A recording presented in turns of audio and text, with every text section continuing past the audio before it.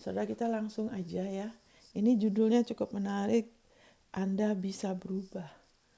Ya, bagi Anda yang belum menerima Yesus sebagai juru selamat, Anda bisa berubah, perubahan drastis, ya, dari gelap pada terangnya, dari maut kepada hidupnya. Dengan dengan Anda mau menerima Yesus sebagai juru selamat, ya, untuk Dia memberikan hidupnya untuk Anda. Ya, tapi saya juga berbicara kepada anak-anak Tuhan, imam-imam, raja-raja yang sudah mengalami hidup baru, sudah dihidupkan. Ya, Saudara.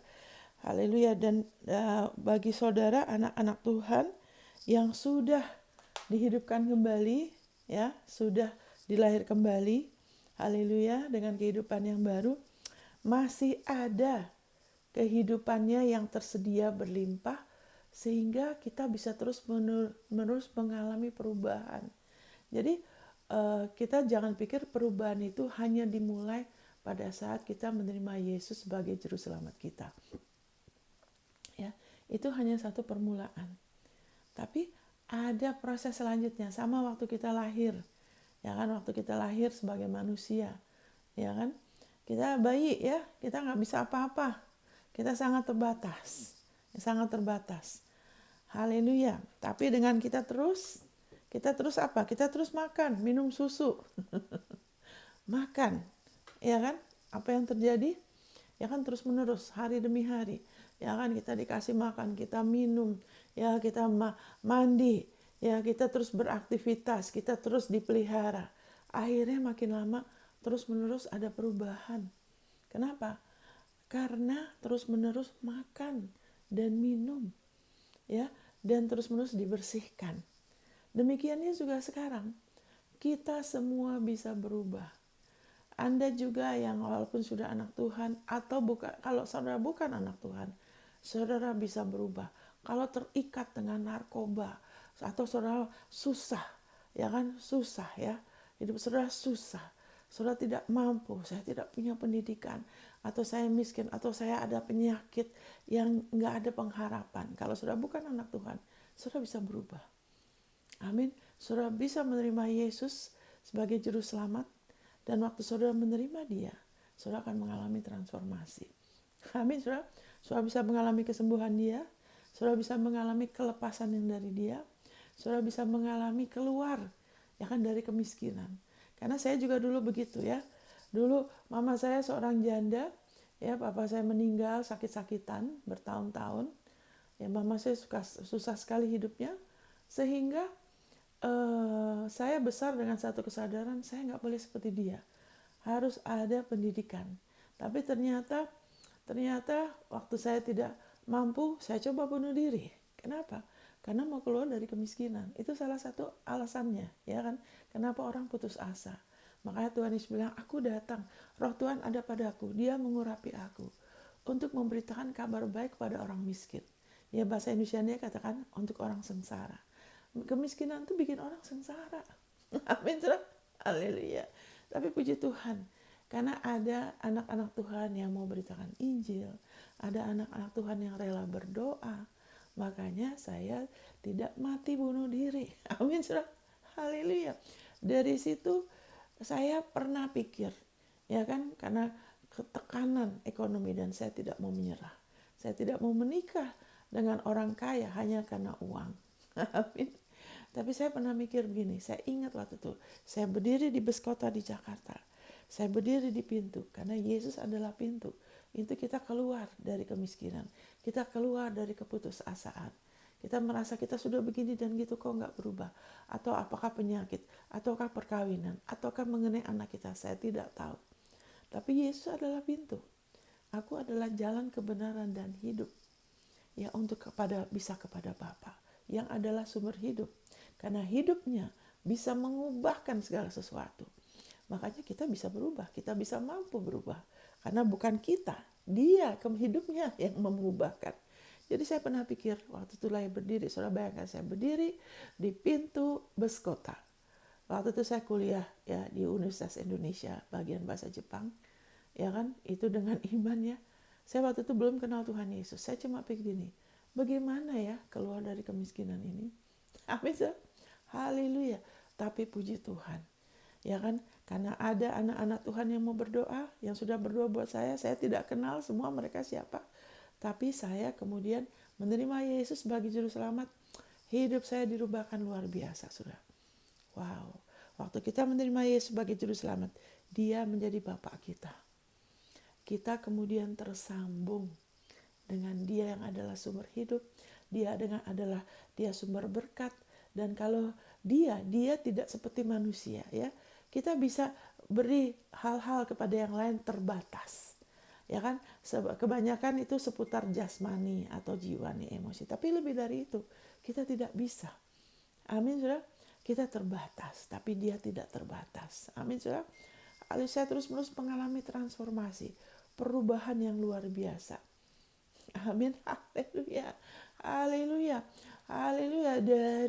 Dari keputusasaan, ketidakberdayaan, kesengsaraan dirubah. Jadi dihidupkan, jadi anak dia. Amin, saudara. Menjadi anak dia. Kemudian dari situ terus, haleluya, terus menerus bergantung dari dia, dari firman-Nya. Saya terus-menerus mengalami perubahan, ya, dan saya katakan bagi kemuliaan Tuhan itu bukan karena saya berkemauan keras, karena kerja keras saya, karena upaya saya, karena disiplin saya. Walaupun, ya kan, ada respon saya, tapi itu semua berasal dari dia. Nah, itulah yang kita akan bicarakan hari ini, ya kan. Kita mau bicarakan bagaimana kita bisa berubah. Bukan hanya berubah pertama kali waktu terima Yesus, tapi selanjutnya kita bisa terus mengalami perubahan-perubahan. Kita lihat dari ayatnya, ya. Kita lihat dulu di sini dikatakan di firman Tuhan, ya kan? Di Yohanes 15. Yohanes 15 dulu. Kita ke Yohanes 15, ya, saudara. Haleluya. Thank you Jesus. Apa yang firman-Nya Tuhan katakan mengenai perubahan. Kenapa kita bisa berubah? Kenapa kita nggak usah putus asa? Ya kan? Saya bacakan dari ayat 1. Akulah pokok anggur yang benar dan Bapakkulah pengusahanya. Setiap ranting padaku yang tidak berbuah, dipotongnya. Dan setiap ranting yang berbuah, dibersihkannya supaya ia lebih banyak berbuah. Kamu memang sudah bersih karena firman yang telah kukatakan kepadamu. Tinggallah di dalam aku dan aku di dalam kamu. Sama seperti ranting tidak dapat berbuah dari dirinya sendiri kalau ia tidak tinggal pada pokok anggur. Demikian juga kamu tidak berbuah jikalau kamu tidak tinggal di dalam aku. Akulah pokok anggur dan kamulah ranting-rantingnya. Barang siapa tinggal di dalam aku dan aku di dalam dia, dia berbuah banyak. Sebab di luar aku kamu tidak dapat berbuat apa-apa. Barang siapa tidak tinggal di dalam aku, ia dibuang keluar seperti ranting dan menjadi kering. Kemudian dikumpulkan orang dan dicampakkan ke dalam api, lalu dibakar. Jikalau kamu tinggal di dalam aku, dan firmanku tinggal di dalam kamu, mintalah apa saja yang kamu kehendaki, dan kamu akan menerimanya. Dalam hal inilah Bapakku dipermuliakan, yaitu jika kamu berbuah banyak. Dan dengan demikian kamu adalah murid-muridku. Nah, waktu itu Yesus sempat sharing dengan murid-murid dengan firman-Nya. Kemudian dia berbicara mengenai ranting, ya. Di sini saya ada ambil ranting, ya kan? Saya lihat ini ranting, ya. Ranting, ya. Ranting. Ada ranting yang lebih kering, yang lebih kurus, ya kan? Ya, kita dulu sebelum terima Yesus, saudara, kita seperti ini.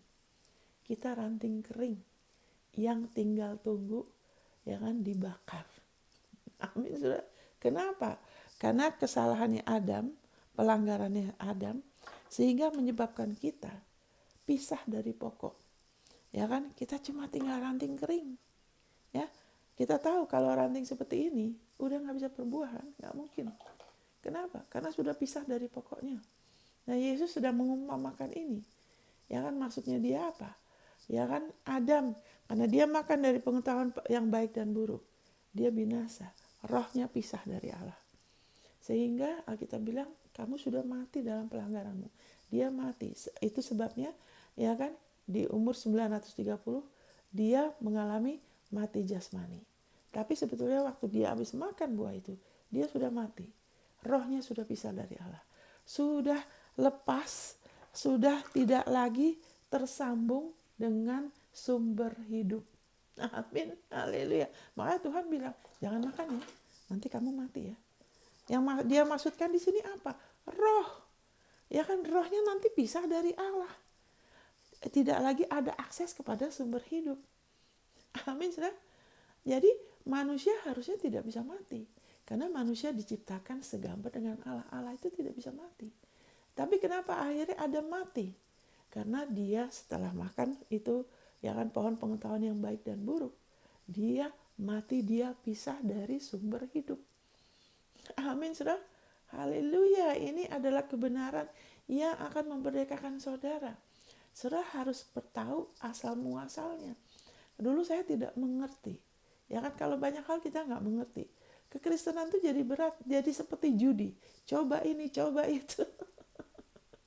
Itu jadi repot, saudara. Sedangkan Tuhan Yesus bilang kuknya dia mudah, bebannya ringan. Jadi haleluya, Tuhan itu baik ya. Itu sebabnya Allah tidak mengirimkan Yesus untuk membawa hukum Taurat. Karena manusia sudah mati. Yang kelihatan hidup itu cuma jiwanya. Jiwa itu apa? Ya kan, pikiran, emosi, kehendak, dan tubuh. Ya, yang haleluya. Tapi rohnya sudah mati, sudah pisah. Makanya haleluya, hukum Taurat diberikan lewat Musa untuk menunjukkan kepada manusia, kamu tuh sudah tidak bisa, jangan coba-coba. Amin. Kenapa? Karena kalian sudah mati. Ya kan, ini hukum Taurat untuk menunjukkan bahwa kita tidak mampu, kita butuh penengah, kita butuh penyelamat. Amin, saudara. Karena dari sononya sudah ranting yang sudah mati ini, yang Yesus bilang, ya kan, sudah kering. Ya kan, mau ditempelin apa juga nggak ada kehidupan yang mengalir. Bisa ditempelin segala sesuatu ya supaya jadi hiasan, tapi tidak ada kehidupan, bukan dari ranting ini keluar, cuma tempelan aja, ya kan. Nah, sebentar saya minum ya saudara ya. Jadi di sini Yesus bicara bagaimana kita sudah seperti ranting, dan dia mengatakan di sini, kamu memang sudah bersih dari firman dia, ya kan, firman Tuhan, tinggal di dalam aku dan aku di dalam kamu. Waktu kita terima Yesus, kita sudah tinggal di dalam Yesus selamanya. Ya kan? Haleluya. Aku di dalam kamu. Amin. Sama seperti ranting tidak dapat berbuah dari dirinya. Nah, waktu kita terima Yesus, kita tidak lagi ranting kering seperti ini. Ya kan? Kita mulai tersambung dengan hidupnya. Yesus datang untuk memberikan hidupnya Zoe, hidupnya Allah, dan memberikannya dalam segala kelimpahan. Allah tidak punya agenda untuk menciptakan manusia, untuk kemudian melempar manusia ke neraka. Tidak ada dalam rencana Allah. Tapi kita tidak diciptakan seperti robot. Ya kan, kita diciptakan seperti Dia. Kita bisa pilih. Ya kan? Tuh, ya tidak semua yang kita alami itu kehendak Tuhan. Tuhan sudah bilang sama Adam, jangan ya. Karena Dia tahu itu akan buka pintu. Ya kan, nanti akan buka pintu dari jadi penderitaan, jadi ada maut. Ya kan, nanti kamu akan mati. Maut, segala sesuatu itu, jadi segala sesuatu yang mati itu cuma decay, itu akhirnya akan habis. Ya kan? Tapi haleluya, puji Tuhan. Ya, Allah memberikan Yesus sehingga kita dihidupkan. Ya, dari situ Yesus bilang, ya kan, aku datang untuk memberikan hidup dan menyediakannya dalam segala kelimpahan. Kenapa? Karena kita terus-menerus perlu makan dari Dia. Kita perlu terus-menerus menerima hidupnya Dia. Seperti ranting. Ya kan? Kalau udah tersambung, ya kan? Kalaupun di setek istilahnya, ditempel, ya kan, ditempel baik-baik ya, dikasih sesuatu bisa tertempel. Ranting itu yang sudah ditempel itu, ya kan, harus makan dari pokoknya supaya bisa berbuah. Amin, saudara. Jadi kalau dikatakan kamu bisa berubah itu dikarenakan karena ada kehidupan. Ya kan? Kenapa bisa berubah? Karena kita bisa bertumbuh, kita bisa berbuah. Amin. Karena kita bukan lagi ranting yang mati. Ya kan? Nah, Tuhan Yesus bilang ini, kamu gak bisa berbuah. Ya kan, tanpa firman-Nya. Kenapa ada anak Tuhan yang terus sudah bertahun-tahun kenal Tuhan? Sama terus. Ya kan? Kurang sekali buahnya. Ya kan, karakternya juga kurang. Ya kan, terus-menerus kebiasaan minum tidak berhenti, kebiasaan sumpah serapah tidak berhenti. Kenapa? Ya kan, tidak makan dari pokoknya yang benar. Ya kan? Makanya tidak bisa berubah. Sebetulnya bisa, bukan tidak bisa ya. Ya kan? Tidak berubah.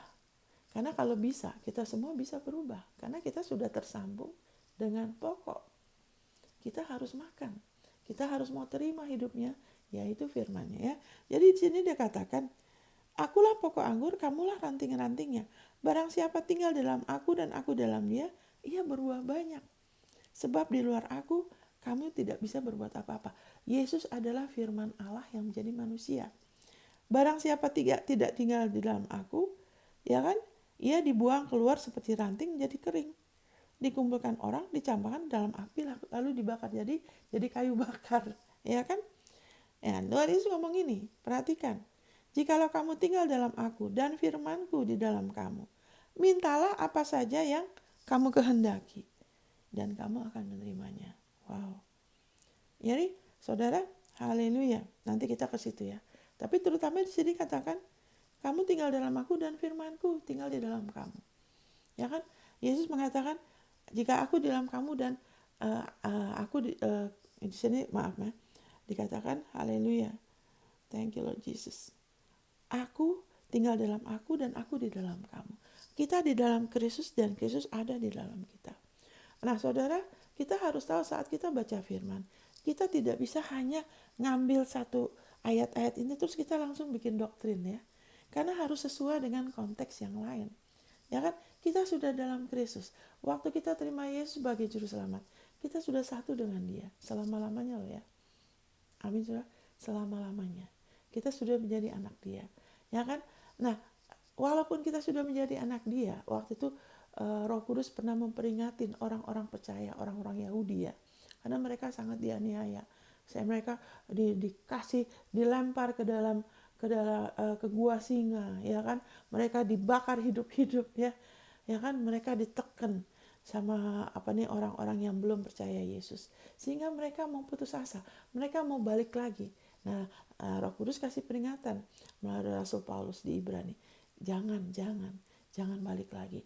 Karena di luar Kristus tidak ada persembahan. Ya kan, karena Yesus bilang kamu harus tetap dalam aku. Satu-satunya ya, ini jangan salah interpretasi. Kalau saudara salah interpretasi, iblis akan selalu menganiaya saudara. Dia bisa mencuri, membunuh, merusakkan. Saudara akan selalu rasa tertekan, selalu rasa berat. Ya kan, saudara tidak akan menikmati hidup hidup kekal yang saudara miliki. Saudara hubungan saudara sama Allah tuh seperti Allah itu jauh. Ya kan, legalistik, selalu ada rasa takut salah. Kenapa? Karena pengertian yang keliru ya, seolah-olah kalau kamu dosa lagi ya, kamu akan dibuang keluar. Saudara, kita sebagai ciptaan baru, kita tidak mau sengaja berdosa loh. Amin. Dosa yang disebut di sini ya kan, sengaja berdosa itu maksudnya kita tidak mau terus-terus. Ya kan, tidak ada anak Tuhan yang sudah lahir baru mau terus-terus. Di dalam hatinya, di dalam dirinya mau merdeka, mau berubah. Asal jangan ditaruh lagi di bawah hukum Taurat. Kalau dituntut lagi seolah-olah kita bisa berbuah dari diri kita. Kamu harus begini, kamu harus begitu. Seolah-olah kita bisa berbuah dari diri kita. Nanti tidak bisa lepas dari kebiasaan buruk, tidak bisa bertumbuh. Karena kita tidak bisa berbuah dari diri kita. Satu-satunya dosa yang membuat kita menjadi ranting kering, seseorang menjadi ranting kering, kita udah gak bisa ya. Itu adalah dosa menyangkali Yesus. Makanya waktu itu Rasul Paulus memperingatin orang di Ibrani, jangan balik lagi kepada Judaism. Ya kan? Karena kamu sudah tahu terima Yesus, jangan menyangkalin. Karena kalau kamu nyangkalin lagi, udah nggak ada persembahan loh. Jangan keluar dari Yesus. Amin, saudara. Karena kita bukan robot, kita masih bisa milih loh. Tapi saya percaya saudara nggak mau. Buat apa? Di luar Yesus nggak ada pengharapan, nggak ada persembahan lain. Dia persembahan satu kali selamanya. Ya kan, Ibrani 10. Oleh persembahan tubuhnya satu kali selamanya, kita sudah dikuduskan. Kita sudah dilayakkan. Itu sebabnya kita lahir baru. Karena kita sudah dikuduskan. Amin. Ya. Kita ke situ deh sebentar ya, supaya saudara tahu. Saya tidak baca ini, ya kan? Ini bukan apa kata Ibu Monica, ya kan? Ibrani 10 ayat 10. Dan karena kehendaknya inilah kita telah dikuduskan satu kali untuk selama-lamanya oleh persembahan tubuh Yesus.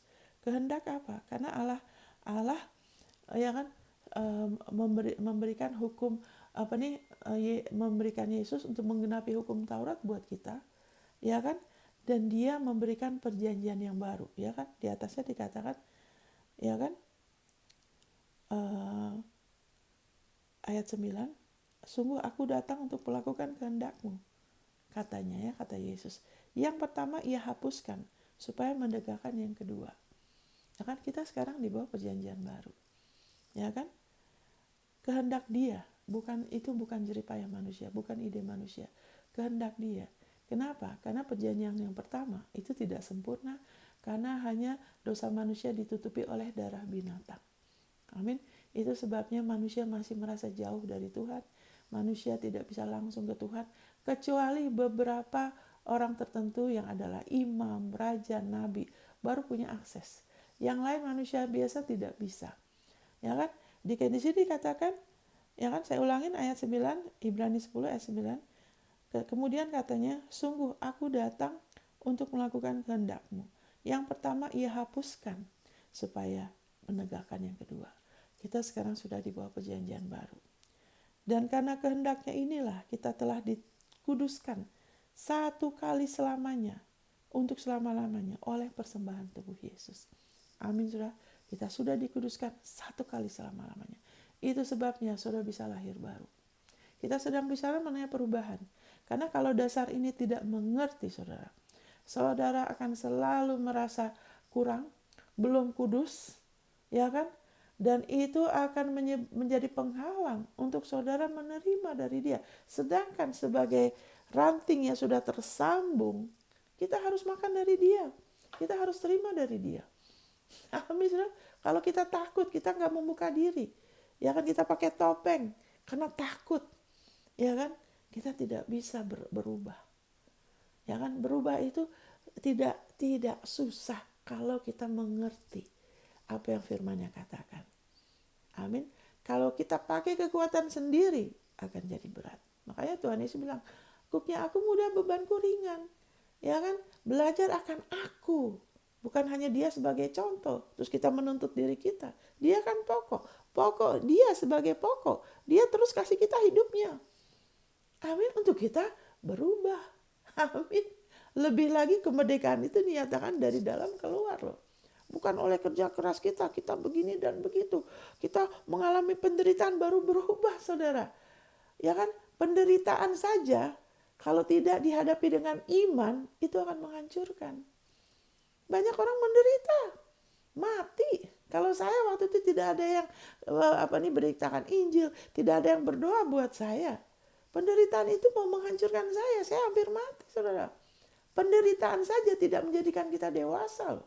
Jangan salah, saudara. Amin, saudara. Penderitaan saja tidak menjadikan kita dewasa. Tapi kalau kita menghadapi penderitaan dengan iman, beriman kepada Dia, kita makan terus, itu jadi roti. Itu kita akan penderitaan itu dirubah jadi kemenangan. Tapi dengan iman, dengan kita makan, amin, dari penebusannya, amin, haleluya. Dan kita juga harus tahu kutukan itu kutukan itu untuk menghancurkan. Ya, kutukan itu menimbulkan penderitaan. Kutukan itu menghancurkan. Kenapa? Karena ada pelanggaran. Tapi kita sudah baca di sini, satu kali selamanya. Oleh persembahan tubuh Yesus kita sudah dikuduskan. Amin, saudara. Ini Ibrani 10 itu dahsyat sekali. Saya nggak mau ke situ dulu. Saya mau kasih yang sederhana aja dulu ya, supaya saudara mengerti. Paling sedikit saudara mengerti, saudara itu siapa. Kita tuh bukan lagi ranting yang mati. Kita tidak bisa lagi kembali menjadi ranting yang kering. Kita nggak akan pisah lagi dari dia. Nanti saya kasih ayatnya yang lain, bahwa tidak satu kali selamanya loh ya, satu kali selamanya. Itu sebabnya kalau baca firman, kita nggak bisa baca seperti baca koran. Karena firman itu roh, firman itu adalah Allah sendiri. Firmannya menghidupkan kembali. Satu kali selamanya kita sudah dikuduskan. Ya kan dikatakan di Roma pasal 8 di ayat yang terakhir ya, dikatakan bagaimana tidak ada yang bisa memisahkan kita lagi dari kasih Bapa. Kita ke situ aja deh, supaya saudara diteguhkan. Karena ini menyebabkan saudara bisa mengalami perubahan, transformasi, buah peningkatan, pertumbuhan. Saudara tidak usah terus-menerus berada di posisi yang sama. Di dalam kita, di luar kita, ya kan, apapun juga, ya kan, ada sesuatu kekuatan yang bukan dari kita sendiri sebagai ranting, tapi dari hidupnya Dia yang memampukan kita terus-menerus berubah. Amin, sudah. Haleluya. Ya, saya bacakan ini ya. Haleluya. Saya minum dulu ya. Dari ayat 35. Supaya saudara diteguhkan. Ayat 35. Siapakah yang akan memisahkan kita dari kasih Kristus? Penindasan atau kesesakan, atau penganiayaan, atau kelaparan, atau ketelanjangan, atau bahaya, atau pedang. Seperti ada tertulis, oleh karena engkau kami ada dalam bahaya maut sepanjang hari. Kami telah dianggap sebagai domba-domba sembelihan. Tetapi dalam semuanya itu, kita lebih daripada orang-orang yang menang oleh Dia yang telah mengasihi kita. Wow, puji Tuhan, saudara. Sebab aku yakin, bukan mudah-mudahan ya, baik maut maupun hidup, baik malaikat-malaikat maupun pemerintah-pemerintah, baik yang ada sekarang maupun yang akan datang, atau kuasa-kuasa, baik yang di atas maupun yang di bawah, ataupun sesuatu makhluk lain, tidak akan dapat memisahkan kita dari kasih Allah yang ada dalam Kristus Yesus Tuhan kita. Amin, saudara. Haleluya. Tidak ada yang dapat, termasuk saudara. Ya kan, maksudnya termasuk kelemahan saudara. Amin, saudara. Saya punya anak, saudara. Ya, anak saya sekarang sudah dewasa. Tapi saya sebagai orang tua yang kalau menurut takaran Tuhan itu jahat. Jika kamu yang jahat, ya kan, tahu memberi pemberian yang baik, ya kan, saya tidak akan pernah membuang anak saya. Jadi kalau ada orang yang salah pengertian, kalau sampai kamu salah lagi, kamu begini, Tuhan akan buang kamu. Itu tidak benar. Kecuali menyangkali Yesus. Nah, kalau kita tidak makan dari Dia, kita nggak bisa berubah.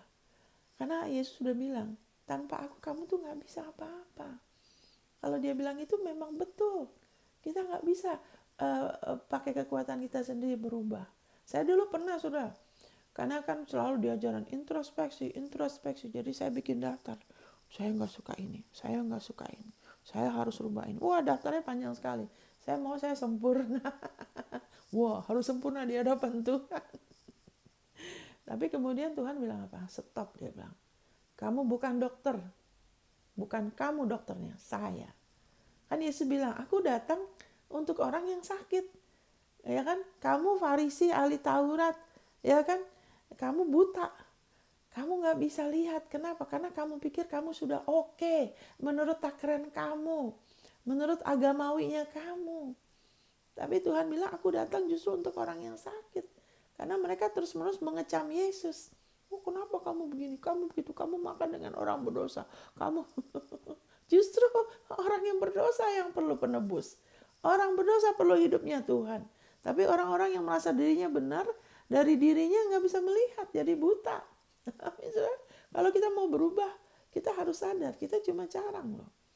Kita harus rela. Tunduk. Mau rela dengar, ya kan, kita mau rela berubah, ya kan, kemampuan itu, ya kan, mulai dengan apa, dengan sikap apa, saya mau berubah, saya mau dengar, saya mau terima, Karena kita jarang. Amin. Kalau kita sudah merasa saya gini oke, ya kan? Waduh, nanti ada yang nutupin mata kita, saudara. Saya sudah oke kok. Saya nggak seperti si Anu tuh. Saya rajin ini, rajin. Kelihatannya dari luar. Tapi dalamnya, iya kan? Hanya Tuhan. Karena kalau kita mulai makan, kita mulai lebih lagi berubah, kita tidak akan bersikap demikian.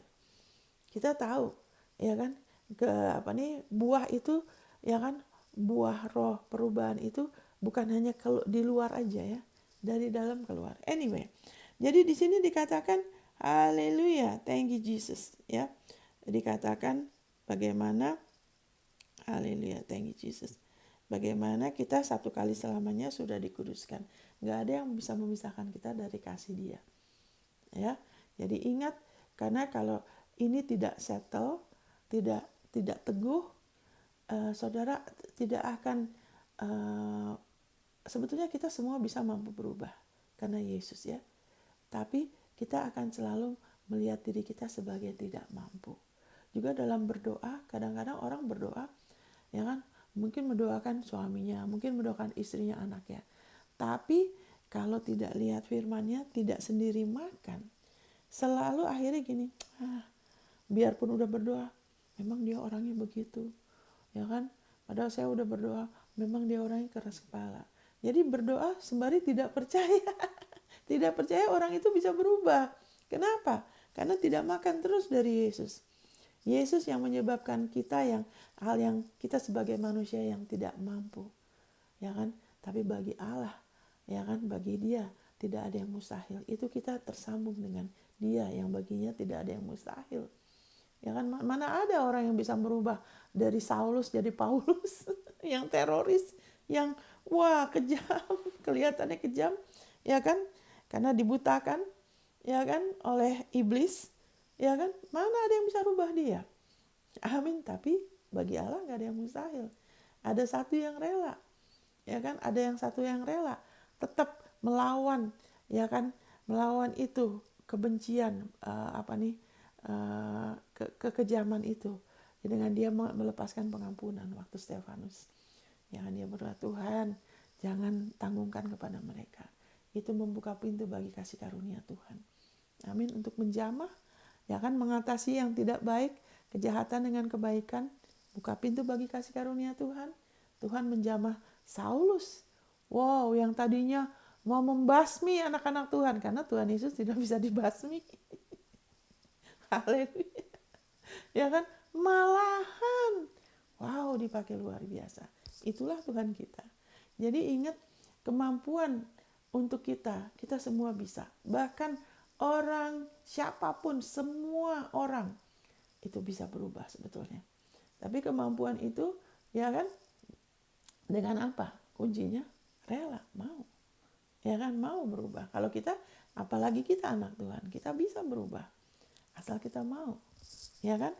Haleluya. Thank you Jesus. Saya buka ini dulu ya. Karena ini sekarang, maaf ya, ini musim dingin di Amerika.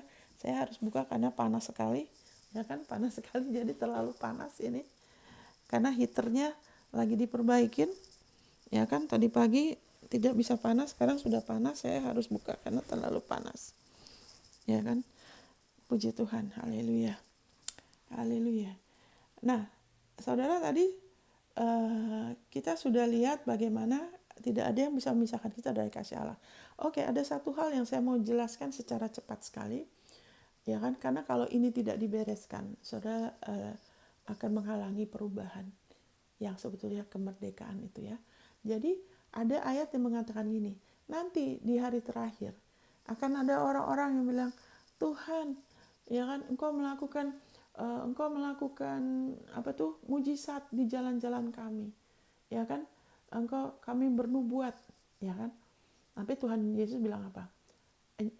Dia menyebut Tuhan, ya kan. Perhatikan, bukan Tuhan Yesus loh yang bilang Tuhan, mereka yang nyebut, ya kan. Mereka yang waktu ngelihat Yesus, mereka pikir itu Tuhannya. Engkau mengadakan mujizat, karena waktu itu Tuhan Yesus waktu di bumi kan, dia mengadakan mujizat di mana-mana. Ya kan, jadi orang-orang ini yang percaya, tapi bukan percaya Yesus, percaya dengan masih Judaism. Waktu Tuhan Yesus datang mereka bilang Tuhan, tapi Tuhan bilang saya tidak pernah kenal kamu. Kenapa? Karena mereka tidak pernah lahir baru. Karena firman Tuhan bilang waktu kita lahir baru, dia kenal kita loh. Jadi ini Yesus bicara sama orang-orang yang mereka pikirnya Tuhan mereka tuh Tuhan yang benar. Tapi waktu nggak pernah lahir baru, makanya Tuhan Yesus bilang, aku tidak pernah kenal engkau. Tuhan tuh nggak bisa bohong. Kalau setiap yang lahir baru, Tuhan kenal. Dia tahu nama kita, dia tahu berapa banyak rambut di kepala kita. Ini orang-orang yang tidak pernah lahir baru. Amin. Ya kan? Kami berbuat ini, berbuat itu di dalam nama Tuhan, bukan nama Yesus loh ya. Yang nyebut Tuhan tuh mereka, bukan Yesus. Tuhan bilang, aku tidak pernah kenal engkau. Jadi kita harus tahu menafsirkan ayat-ayat dengan benar. Puji Tuhan, saya dapat ini dari hamba Tuhan yang dikasih pewahyu yang benar, yang sangat memberkati saya. Karena selama itu juga saya pikir, wah jangan sampai nanti Tuhan gak kenal saya. Tapi setelah semakin bertumbuh, semakin berubah, oh begitu. Ternyata itu adalah orang-orang yang tidak pernah lahir baru. Mereka yang nyebut Tuhan, Tuhan. Ya kan semua orang juga bisa nyebut Tuhan. Tuhan yang mana gitu. Tapi ya firman Tuhan bilang apa? Orang yang mengasihi dia Tuhan kenal. Orang yang lahir baru itu di Galatia 4. Sesudah kamu mengenal dia, atau lebih baik dikatakan sesudah kamu dikenal sama dia. Ya kan tuh kita ke situ sebentar ya. Maaf ya kita ke situ sebentar. Karena ada orang-orang yang mungkin karena saya juga pernah diajarin begitu. Saya bahkan pernah ngajar sekali gitu. Jadi saya minta Tuhan ampunin, udah salah gitu kan. Karena ngikutin orang lain ya. Jadi kita nggak bisa ikut-ikutan ya. Iya kan? Dikatakan ayat 8. Galatia 4 ayat 8. Jadi kalau kita menafsirkan ayat, kita tidak boleh ambil comot ayat terus kita bikin doktrin, ya kan? Dan itu tidak sesuai dengan ayat, dengan konteks perjanjian baru. Ya tadi kita sudah baca Ibrani 10. Ya kan, Tuhan sudah menghapuskan yang lama, dia bawa perjanjian baru, Yesus sudah mengenapi hukum Taurat buat kita, sehingga kita sudah ada kemampuan untuk berubah. Amin, kita bisa terus menerus menjadi lebih baik, lebih lagi seperti dia, lebih lagi ada buah. Amin, haleluya. Jadi di sini katakan Galatia 4 ayat 8, dahulu ketika kamu tidak mengenal Allah, ya kan, kamu memperhambakan diri lagi kepada Allah yang lain. Haleluya. Thank you Lord Jesus. Thank you Lord Jesus. Thank you Lord Jesus. Thank you Lord Jesus. Tapi sesudah ayat 9. Tapi sekarang sebentar saya baca dulu ya.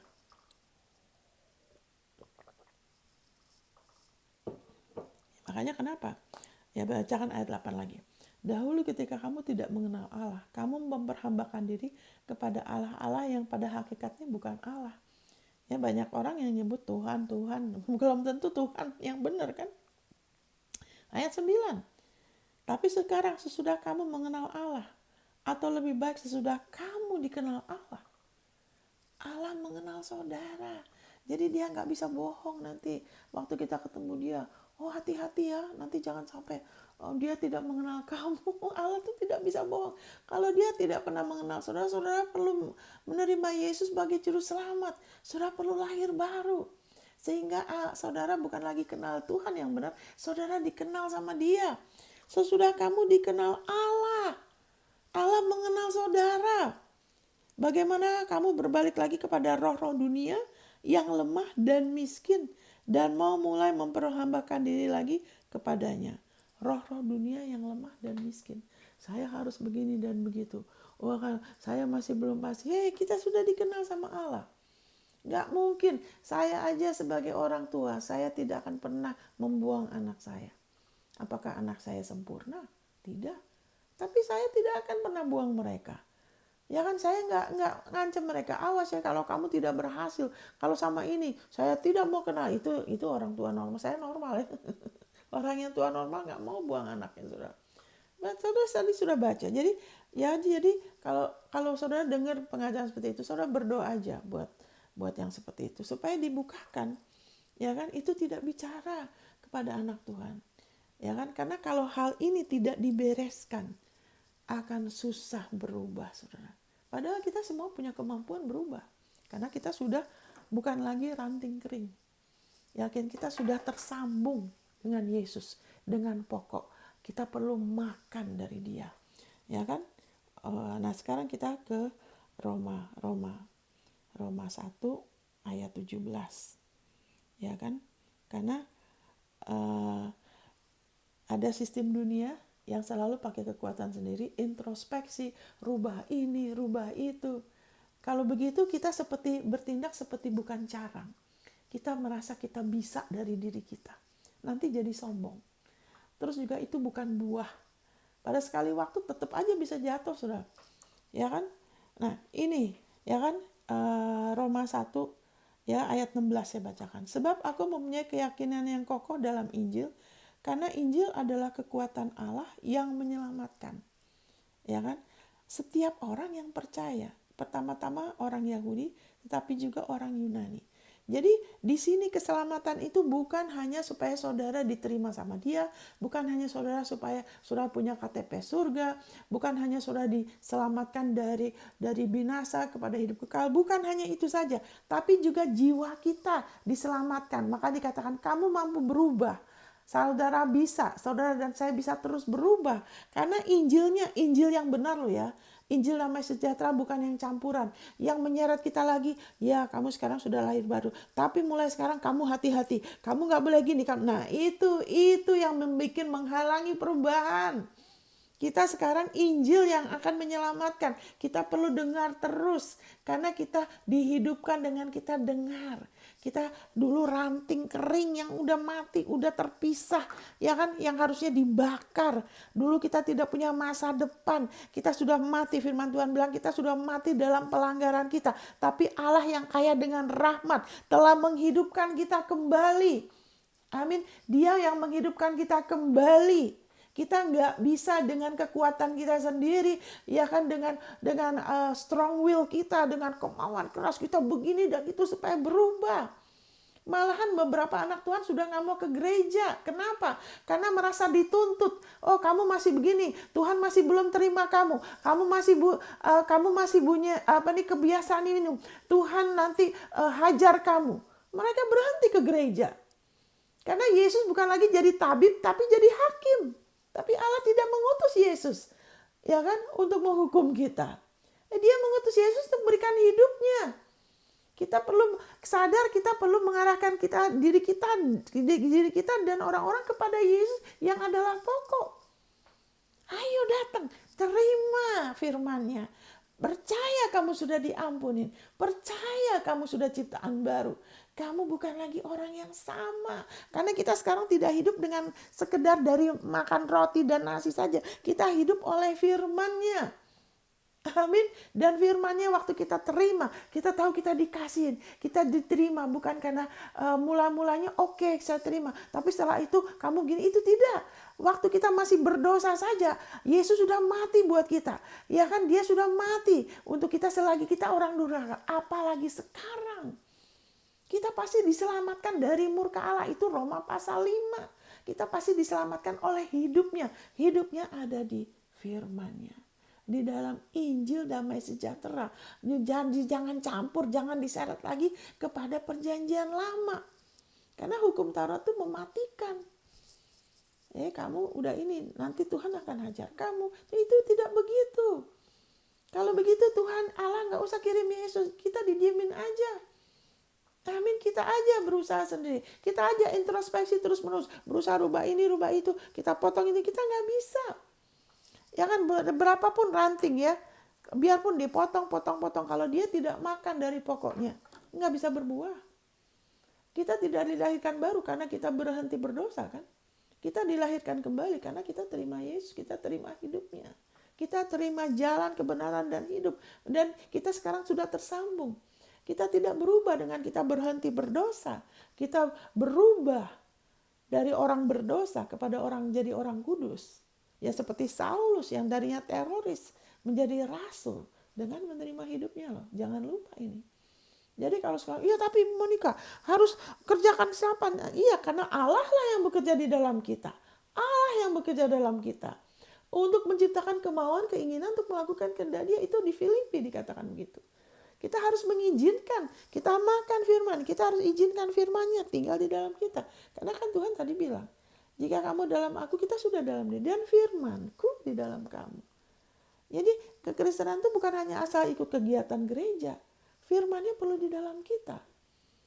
Ya kan, nanti waktu digoncangkan, kalau cuma ikut-ikutan aja, waktu digoncangkan akan rontok.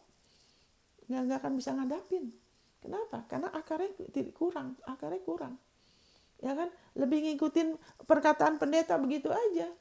Ya, tidak baca sendiri firman-Nya, tidak pakai waktu memperbarui pikiran, nggak bisa, saudara. Kita perlu dia. Kita sudah punya akses untuk pada Bapa melalui Yesus. Kita punya firman Tuhan. Ya kan, kita bisa renungkan, kita bisa berubah. Amin, saudara. Haleluya. Kita punya pengharapan. Karena Yesus, ya. Jadi dikatakan tadi di Roma 1 ini, ya kan, Injil, ya kan, Injil damai sejahtera, ada kuasa Allah. Jadi kalau orang itu terus-menerus bertahun-tahun gak berubah, ya kan, sebagian dia tidak dengar Injil, dia dengar tradisi agamawi, sebab tradisi agamawi itu penuh dengan ritualistik, legalistik, ya kan, dan itu mematikan dan tidak ada kuasanya. Tapi kalau saya kan Injil, kekuatan kuasa Allah yang menyelamatkan, harusnya ada perubahan, harusnya ada pertumbuhan. Karena Injil itu menyelamatkan. Dan keselamatan itu bukan hanya ke surga saja, tapi jiwa kita. Ayat 17. Sebab di dalamnya nyata kebenaran Allah. His righteousness. Kebenarannya dia, bukan kebenaran kita, perbuatan kita. Bukan bagaimana kita dari luar begini dan gitu untuk kelihatan benar. Kebenarannya Allah, His righteousness, yang bertolak, haleluya, dari iman memimpin kepada iman. Bukan dari iman langsung ke perbuatan. Itu akan jadi seperti orang Farisi nanti. Kalau dari iman langsung kita merasa mampu begini dan gitu, kita mulai membanding-bandingkan diri kita dengan yang lain. Saya nggak seperti si Anu. Tunggu dulu. Dari iman ke iman lo ya. Sebelum kita bisa bertindak, berubah, ya kan, kita perlu dengar lagi. Amin. Dengar apa? Dengar Injil yang betul. Injil kasih karunia bahwa Yesus datang memberikan hidupnya. Dia datang tidak untuk menuntut kita. Kita tidak mampu berbuah dari diri kita. Kita tidak mampu berubah diri kita. Sebab kalau kita mampu, Allah tidak usah kirimin Yesus. Kita aja. Itu seperti Kain. Wow. Ya kan, Alkitab bilang, wow, terkutuklah seperti Kain. Dia persembahkan buah-buahan, ya kan, tanaman. Ya kan, nggak ada darahnya. Tapi persembahan Habel diterima. Ya kan, mau langsung tanpa melalui Yesus. Ya kan, terkutuklah, ya kan, dikatakannya. Bertolak dari iman memimpin pada iman. Sebab ada tertulis, orang benar akan hidup oleh iman. Maksudnya apa? Bukan, ya kita harus beriman, kebutuhan kita gini. Bukan begitu. Ini bicara mengenai hidup oleh the faith. Kita hidup dari iman anak Allah. Bahwa kita terus-menerus perlu berjalan dalam kesadaran ini. Saya ini carang. Saya ini, Yesus tuh, saya tuh bagian tubuh Kristus. Yesus tuh kepala saya. Saya sudah jadi satu sama Kristus. Saya tidak perlu begini-gini untuk jadi satu sama dia. Allah sudah menjadikan saya satu dengan dia. Allah yang menjadikan saya carangnya. Bukan kita sendiri. Karena pernah ada satu hamba Tuhan bilangnya, ya supaya kamu menjadi carangnya. Loh, kita ini udah jadi carangnya. Bukan karena doa kita. Waktu kita lahir baru, kita sudah jadikan satu sama dia. Kita tidak perlu begini gitu untuk menjadi lagi. Kita sudah jadi orang kudus. Kita tidak, kamu harus berubah supaya kamu jadi kudus. Tidak. Kita dengan iman. Ingat ini baca kan, dari iman ke iman. Bagaimana kita mengalami perubahan itu yang adalah warisan kita. Kita nggak usah sama terus. Ya kan? Kita bisa berubah, kita bisa berbuah. Dari iman ke iman kita harus dengar. Dan yang kita dengar tuh Injil. Yang kita dengar tuh Injil damai sejahtera. Bukan yang macam-macam yang menyeret kita lagi kepada perjanjian lama. Seolah-olah Yesus tuh cuma Alfa, kita yang Omega. Yesus tuh Alfa dan Omega. Kita perlu lebih kenal dia. Ya kan, Yesus bikin apa? Dan kita perlu lebih mengenal secara detail. Bukan hanya sambil lalu, saya sudah tahu, saya sudah diampunin. Saya nggak perlu dengar, saya tahu kok saya sudah diampunin. Oke, ayatnya di mana? Kenapa kamu punya masalah mengampunin? Karena firman-Nya masih belum cukup. Kalau itu lebih banyak, itu nolong. Kalau dan kita bisa jujur, kita bisa datang sama Yesus. Yesus, kok aku masih ada kecenderungan, saya lihat nih, bukannya cari, kelihatan dari buahnya, kecenderungan menghakimin, kecenderungan masih pengen, ya kan, dikenan orang, masih suka tersinggung. Tuhan Yesus, tunjukkan sama aku. Terus lihat, terus pakai cooknya dia, lihat firman-Nya. Amin, kita bisa ke dia kok. Ya kan, kita bisa ke dia. Dulu saya juga pernah berdoa, Tuhan, aduh saya nggak mau self-centered. Saya nggak mau jadi orang yang egois, yang suka mementingkan diri sendiri. Ya kan cuma berminat sama maunya saya, ya kan inginnya saya. Wah, saya nggak mau. Amin, datang ke dia, minta dia. Amin, haleluya.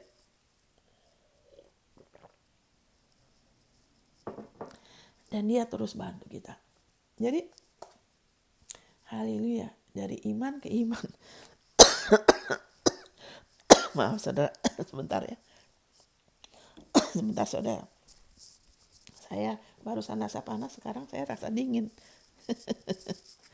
Saya dingin lagi saudara, jadi saya harus pakai lagi. Sekarang ini di Amerika lagi mau masuk musim sepi ya, tapi hawa masih dingin saudara ya. Ya maaf ya, saya harus pakai karena di depan jadi dingin lagi saudara. Walaupun saya berapi-api. Amin, karena saya mengalami perubahan saudara. Saya untuk kemuliaan Tuhan, saya mengalami perubahan yang drastis. Yang dari dulu sudah mau bunuh diri nggak jadi, itu perubahan pertama. Ya kan, perubahan drastis. Harusnya destinasinya ke neraka, nggak jadi. Iblis kehilangan, rugi dia. Waduh, saya jadi punya KTP surga, saya jadi anak Allah. Sesudah itu saya tidak punya semangat hidup. Saya tidak punya semangat hidup. Saya lahir baru di Jepang, saya tidak punya semangat hidup. Tapi terus bergaul sama dia. Yesus yang adalah sumber hidup. Terus bergaul dengan pokok itu. Sehingga lama-lama ada sesuatu dalam diri saya yang mulai terus-menerus ada satu kekuatan. Di mana saya dulu susah tidur, ya kan, selalu aduh orang pikir apa, ya kan, terganggu, ya kan, lebih banyak negatif, ya kan, nggak bisa berharap hal yang baik dalam hidup saya, selalu kayak ekspektasinya tuh negatif. Tapi terus menerus Tuhan bekerja di dalam diri saya, ya kan, terus menerus bergaul sama dia, terutama baca firman-Nya. Dan terus menerus Tuhan mendidik saya baca surat rasuli. Waktu saya baca surat-surat rasul itu Roma, Efesus, Kolose, Korintus, Filipi, ya kan, apalagi Ibrani. Waktu saya baca saudara, itu seperti apa ya? Sepertinya tuh terlalu angan-angan sekali, terlalu tinggi. Tapi satu hal ya, sepertinya apa hubungannya dengan hidup saya sekarang? Apalagi waktu itu di Jepang, saya tidak ada keluarga, punya banyak kebutuhan secara jiwa juga, kebutuhan di luar harus percaya buat visa, buat tempat tinggal, dan Jepang tidak murah loh. Tapi saya hidup luar biasa. Saya bisa dapat visa kerja, saya visa student, saya tinggal daerah yang bagus, pekerjaan yang saya bagus. Saya sendiri heran, saudara. Itu perubahan. Kenapa? Bergaul sama Yesus. Baca firman-Nya. Kadang-kadang berat. Saya tahu Tuhan pimpin saya ke sini kadang berat. Tapi, ya kan, kalau cuma saya ke situ terus saya nggak bergaul sama dia, ya kan, penderitaan itu, ya kan, masalah itu tidak menjadikan kita dengan sendirinya dewasa. Tapi dengan bergaul sama dia, makan terus. Sehingga malah karakter. Jadi saya akhirnya jadi orang yang tidak cepat putus asa. Ada kestabilan, ya kan, ada endurance, ya, kekokohan, keteguhan. Wow, saya bilang luar biasa. Berubah, saya tahu ini Tuhan, karena saya tahu diri saya. Kalau saudara baca dulu diari saya, ya kan, catatan harian. Saya tulis apa? Waduh, masa depanku suram, gelap. Aku sekarang begini-gini, semuanya negatif, saudara. Tapi puji Tuhan, Injil, ya kan, Injil damai sejahtera. Yesus bikin apa? Ya kan, itu lebih kita tahu itu dulu, ya kan, walaupun kita mungkin saudara baca rasuli saudara masih kurang ngerti, saudara baca Roma Baca aja terus, saudara. Baca terus. Itu yang saya lakukan. Saya baca lagi, baca lagi. Akhirnya sekarang sudah biasa. Dan saya belajar dari hamba Tuhan yang kalau khotbah itu, saya lihat buahnya luar biasa. Kalau khotbah itu nggak banyak cerita. Firman ini, firman ini, firman itu, firman itu. Pertama kali kalau dengar itu, waduh, nggak ada bercandanya sedikit loh. Ceritanya cuma sedikit. Kebanyakan firman, firman. Tapi saya lihat buahnya luar biasa dalam hidup mereka. Pengaruh mereka mendunia. Tapi mereka terus nggak jadi sombong, nggak jadi gimana, terus firman ya. Kamu ini firman ya, itu kamu renungin ya, kamu perkatakan ya, lihat terus firman. Amin, saudara. Wow, itulah kuasa di mana kita terus menerus tanpa kita sadarin perubahan itu terus menerus terjadi. Ya kan dikatakan memimpin dari iman ke iman. Hanya saudara dan saya, gimana kita bisa terus mengalami perubahan. Jangan putus asa, jangan berhenti, itu aja. Mau terus berubah, kita bisa terus. Amin, orang yang belum kenal Tuhan aja bisa berubah. Apalagi sekarang. Mereka dikatakan much more di Roma pasal 5. Much more, kalau dulu aja kita durhaka. Yesus sudah mati buat kita. Much more. Apalagi sekarang, saudara. Saudara pasti diselamatkan oleh hidupnya. Diselamatkan dari apa? Dari kebiasaan buruk. Kebiasaan ini dan itu yang negatif ya. Yang tidak baik lah. Kebiasaan apapun. Kita bisa diselamatkan dari itu. Kita bisa diluputkan.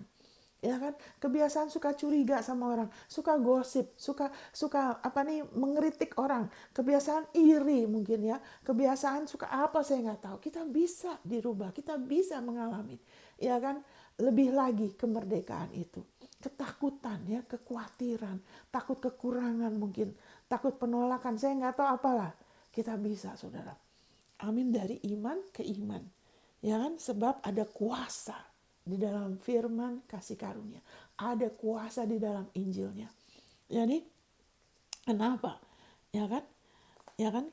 Karena Yesus sudah bayar harganya. Ya kan? Dia sudah bayar harganya sehingga kita yang sudah dihidupkan, hidupnya dia berlimpah, dan dengan kita terus terima Injilnya. Ya kan? Haleluya, kita bisa mengalami satu kemuliaan kepada kemuliaan yang lain. Oke, sekarang kita ke ayat yang ke Yohanes ya, Yohanes.